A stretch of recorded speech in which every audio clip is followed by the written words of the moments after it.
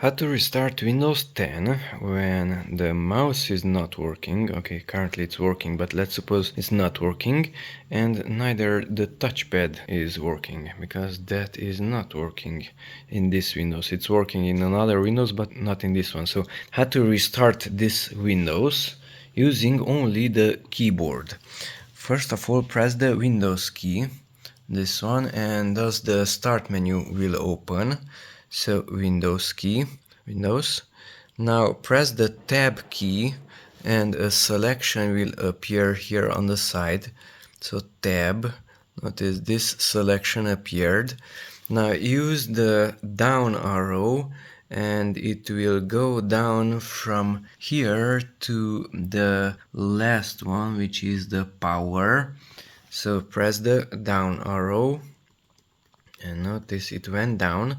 Now press enter so that it will enter into the power.